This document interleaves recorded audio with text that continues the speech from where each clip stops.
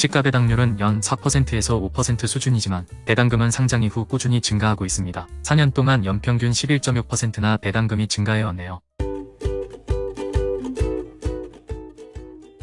지금 1억 원을 투자하면 10년 후에 연 1200만 원이 배당금을 받을 수 있습니다. 정확히는 6개월당 600만 원씩 1년에 2번의 배당금을 받을 수 있습니다. 당연히 15.4%의 세금을 제외한 금액입니다. 어디에 투자하는 걸까요? 바로 신한알파리츠입니다. 신한알파리츠는 국내에서 유일하게 배당 성장이 확인된 리츠입니다.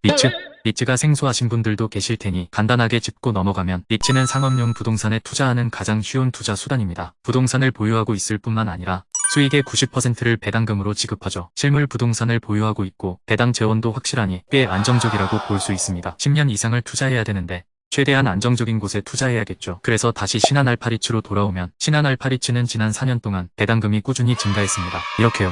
시가 배당률은 연 4%에서 5% 수준이지만 4년 동안 연평균 11.6%만큼 배당금이 증가해왔습니다. 이렇게 배당금이 꾸준히 증가하면 적립식 투자보다는 한 번에 목돈을 투자하는 방식이 더 기분이 좋습니다. 이유는 보통 이런 친구들은 배당과 주가가 같이 상승하여 시가 배당률이 크게 변하지 않기 때문이죠. 신한알파리츠도 마찬가지입니다. 시가 배당률은 연환산 4%에서 5% 수준에서 크게 변하지 않습니다. 하지만 상장 초반에 매수했다면 어떨까요? 배당률 4% 수준에서 시작했겠지만 최근에는 거의 8%에 육박하는 배당률이 체감될 겁니다. 겨우 4년 만에요.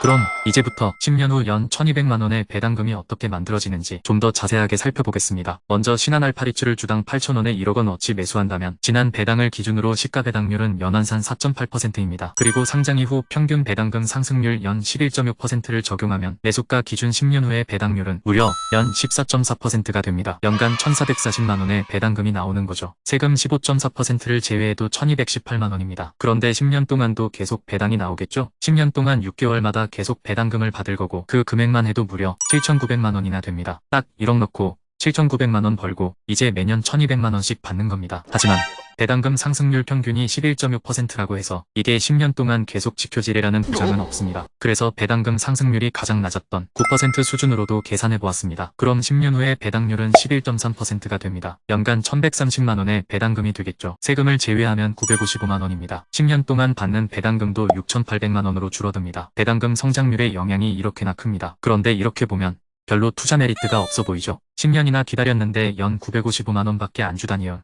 그래서 두 번째 플랜이 있습니다. 단순하지만 10년 동안의 배당금을 재투자하는 방법입니다. 10년 동안 나오는 배당금 다 써버리실 거는 아니시겠죠. 배당금을 재투자해봅시다. 그럼 배당금 상승률이 9% 수준이더라도 10년 후부터 연 1,700만 원의 배당금이 나옵니다. 배당금 상승률이 11.6% 수준으로 유지된다면 무려 2,400만 원의 배당금이 나오고요. 1억 원어치 사놓고 10년만 기다리면 못해도 월 100만 원. 많으면 월 200만 원. 괜찮지 않나요? 물론 신한자산운용이 운용을 잘 해줘야겠지만 지난 4년 동안은 잘했잖아요. 미국처럼 막 20년 30년 튼튼했던 역사는 없지만 시간 날 때 잠깐 차 타고 가서 아 저 건물에 내 돈 1억이 들어있어 하는 안도감을 가져볼 수 있습니다. 실물을 직접 볼 수 있고 운영 상황을 보다 쉽게 파악할 수 있다는 점이 국내 리츠에 투자하는 것의 장점이죠. 그럼 영상을 마무리하기 전에 간단하게 신한알파리츠의 자산들을 살펴볼까요? 먼저 신한알파리츠의 대표적인 자산으로 크래프톤 타워가 있습니다. 판교역 바로 앞에 위치하고 있고 이름처럼 크래프톤이 입주 중이죠. 크래프톤 외에도 네이버와 스노우 등이 임차 중입니다. 2022년 2월을 기준으로 임대율은 97.8%입니다. 다음은 용산의 더프라인 타워입니다.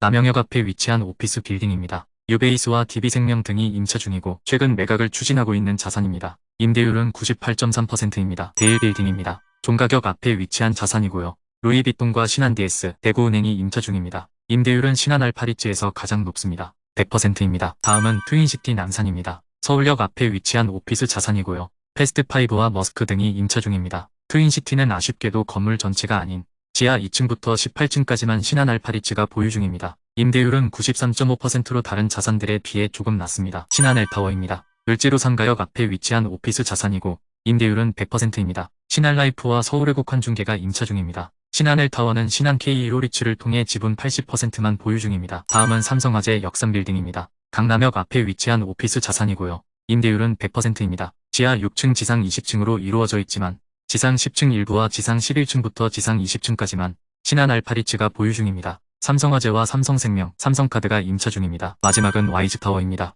서울역 인근에 위치한 오피스 자산입니다. 임대율은 90%이고 신한은행과 주택금융공사, 대우산업개발 등이 임차 중입니다. 10년 동안 투자하기 위해서는 투자 대상의 상황을 계속해서 파악하는 것이 무엇보다 중요할 것 같습니다. 개인적인 생각이 많이 포함된 영상입니다. 매매를 추천하는 것은 아닙니다. 시청해주셔서 감사합니다.